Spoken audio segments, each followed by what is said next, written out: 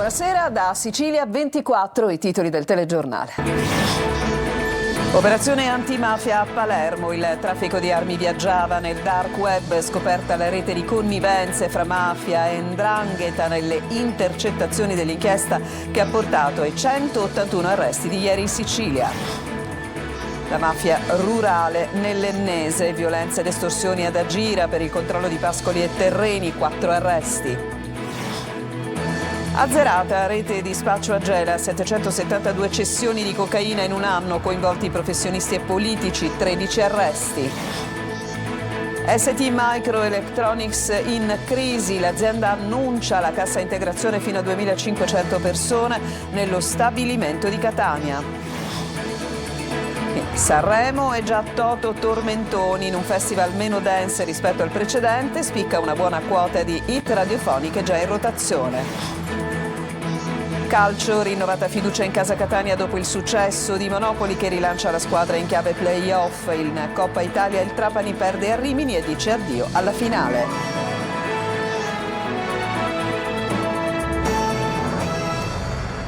Ben trovati, apriamo il nostro telegiornale tornando sull'operazione di ieri che ha portato in carcere 181 persone, un'operazione antimafia che ha scoperto una rete inquietante di connivenze, di legami fra cosche e fra mafia e 'ndrangheta, è quella che emerge dalle intercettazioni. Grazie agli accordi con i calabresi la mafia trafficava in armi sul dark web, ma ci dice tutto Manlio Viola. Armi e tecnologia comprati sul dark web, cellulari criptati per non farsi intercettare, utilizzati sia dai boss che dai capi decina in strada, ma anche dagli uomini di Cosa Nostra in carcere, e una rete di informatori composta da messi del tribunale ed avvocati che informava appunto la mafia dei blitz in preparazione, degli ordini di custodia richiesti, delle perquisizioni in arrivo. È uno spaccato inquietante quello che emerge dalle intercettazioni che hanno portato i carabinieri ad eseguire ieri 181 arresti, mentre 2 persone hanno ricevuto un ordine di divieto di dimora.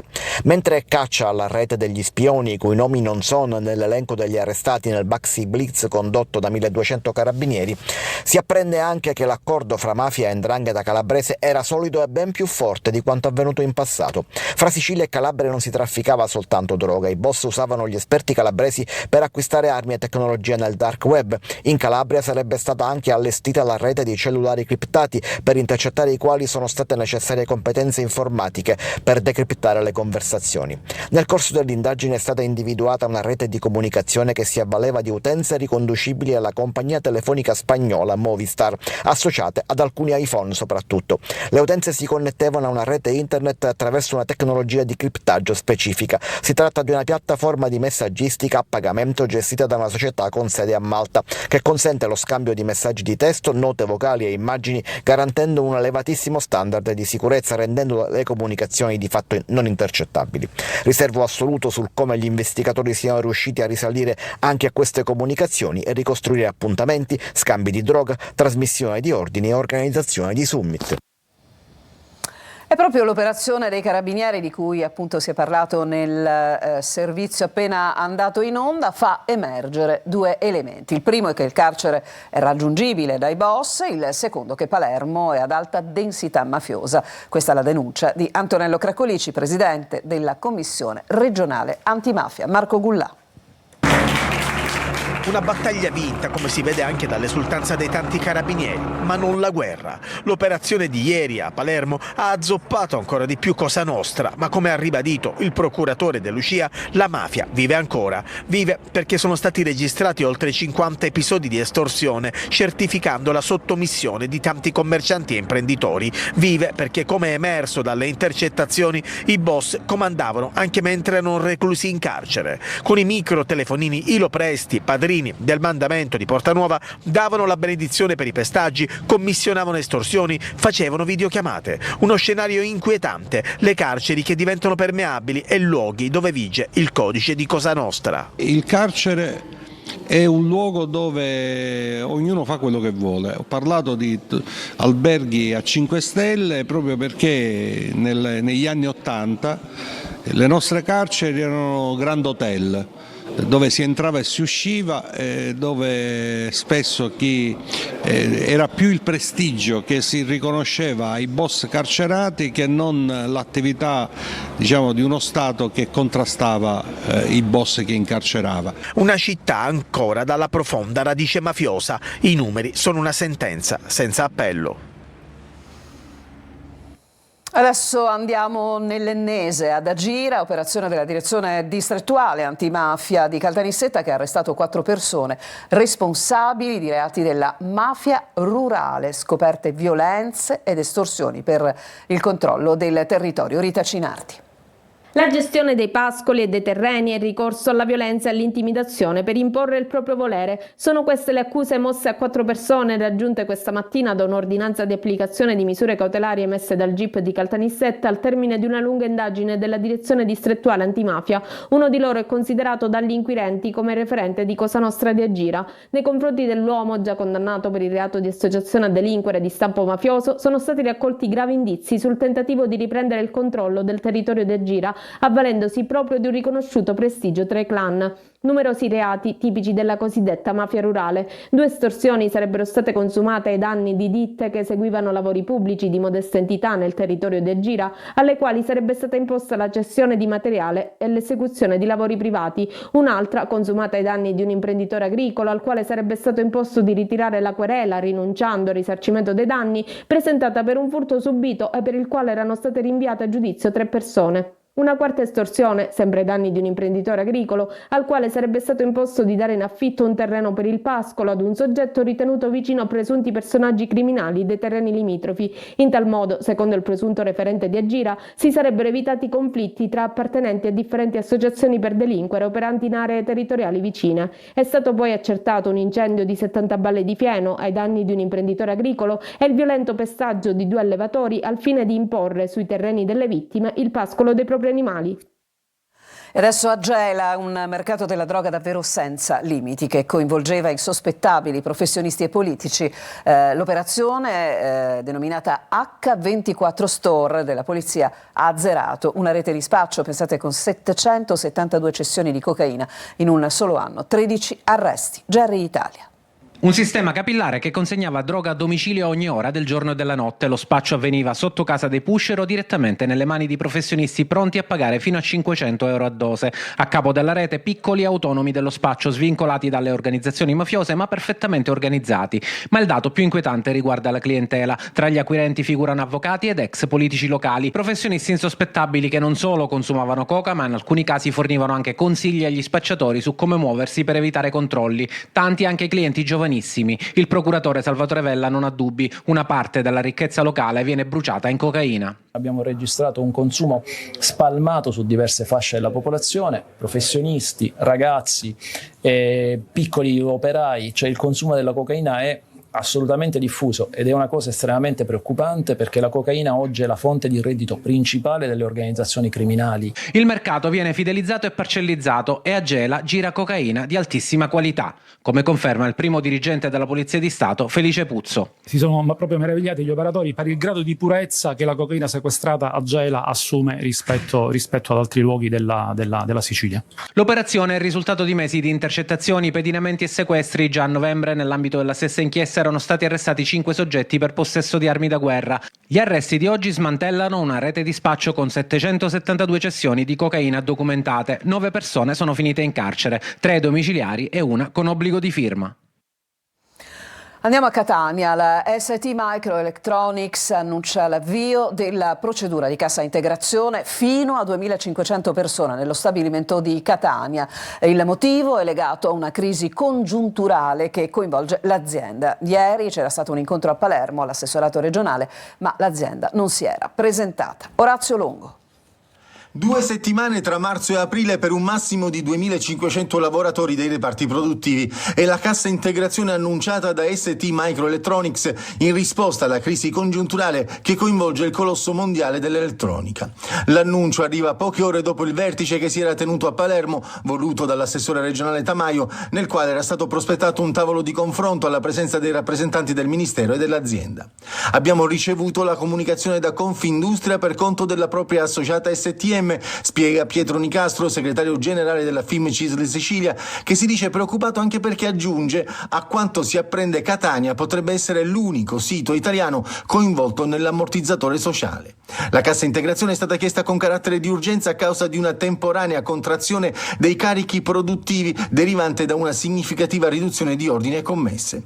Lo scenario di riferimento rimane il difficile primo trimestre del 2025, con un forte ritardo nella ripresa e una correzione delle scorte nel settore industrial col rallentamento nell'automotive. La direzione aziendale ha comunicato che è previsto un incontro per il prossimo 20 febbraio, ma se da un lato la multinazionale italo-francese annuncia la cassa integrazione, dall'altro conferma gli investimenti su Catania con il nuovo impianto per i buffer in carburo di silicio, cui sono destinati 5 miliardi di euro, ma questo non basta a rassicurare i lavoratori a Catania. Ancora di più rispetto a ieri bisogna fare presto e dare risposte e certezze a più di 5.000 lavoratori dei siti siciliani, replica Nicastro. E sul tema andiamo alle agenzie, perché il sindaco di Catania Enrico Trantino, a conclusione di un incontro avuto in mattinata a Roma al Mimit, ha dichiarato che con il ministro Adolfo Urso si ha l'intenzione di condividere un percorso istituzionale per garantire, indipendentemente, si legge, da fattori contingenti di natura temporanea e non strutturale, i livelli occupazionali dello stabilimento STM di Catania, azienda strategica per lo sviluppo dell'high tech in Italia e in Sicilia. Un'intensa attività esplosiva è in corso dal cratere di sud-est dell'Etna, con il tremore che nel pomeriggio è stato in leggero e graduale aumento. Lo fa sapere l'Istituto Nazionale di Geofisica e Vulcanologia di Catania. La SAC, la società di gestione dell'aeroporto di Catania, comunica che a causa di questa attività e soprattutto a causa dell'emissione di cenere in atmosfera sono stati chiusi 3 settori dello spazio aereo, al momento garantita comunque l'operatività dello scalo. Noi adesso ci fermiamo solo per una pausa, torniamo tra poco, andremo a Catania per mostrarvi il degrado della fontana del Tondo Gioeni. A tra poco.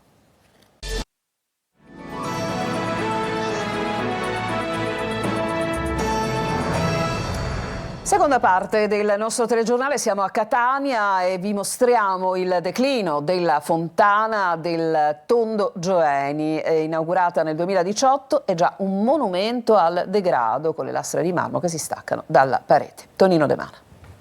La fontana senza acqua, il giardino verticale con il beige del cemento che prevale sul verde, i corpi illuminanti allagati nell'aiuola quasi fossero dei portafiori, la vasca piena di foglie e rifiuti. Ecco quel che resta della fontana al Tondo Gioeni, inaugurata nel 2018 dall'allora sindaco Enzo Bianco. A distanza di 7 anni è già un monumento al degrado, sotto gli occhi di migliaia di persone che percorrono la circonvolazione di Catania. In tanti passano con le auto, guardano la fontana e si indignano. I più attenti avranno notato anche pezzi di marmo staccati dalla parete. Acqua che manca per intere settimane.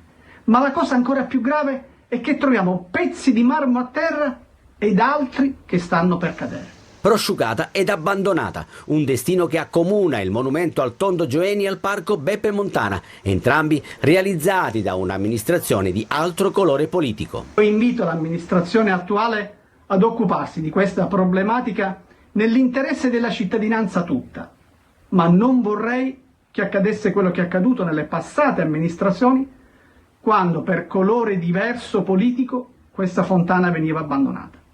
Spero che l'amministrazione faccia un passo avanti. Di bianco resta soltanto il colore del pavimento e delle mattonelle, colpa del calcare presente un tempo nell'acqua. Adesso la musica, in questi giorni la musica significa Festival di Sanremo, iniziato ieri ed è già Toto Tormentoni. Eva Spampinato. Cuoricini, cuoricini. Sui cuoricini dei Comacose siamo tutti d'accordo. Dalla prima nota si capisce che è loro la canzone tormentone del Festival di Sanremo 2025.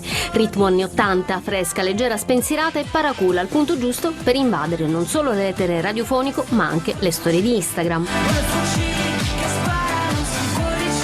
Ma fino ad allora siamo sicuri che anche la canzone di Sara Toscano tormenterà le radio. Anche se ti scorderò in un club il sabato. La quota ritornello da storie social la vince Willy Peyote con Grazie Mano Grazie, unico testo politico del festival dal taglio intelligente e progressista. Grazie ma no, grazie ma no. La catanese Marcella Bella, che fisico e che look, porta all'Ariston la quota dance del festival e il ritornello Woman Power che mancava. Il podio finale si conoscerà solo tra qualche giorno e se Giorgia pare essere un punto fermo, Fedez potrebbe essere la rivelazione della classifica. Dentro i miei occhi, guerra dei mondi, tu mi conosci meglio di me. Belle, brave, eleganti, decise, Elodie e Rose Villain non deludono. Fuori legge. E siamo rientrati, ci fermiamo però perché adesso c'è una pausa e poi il calcio.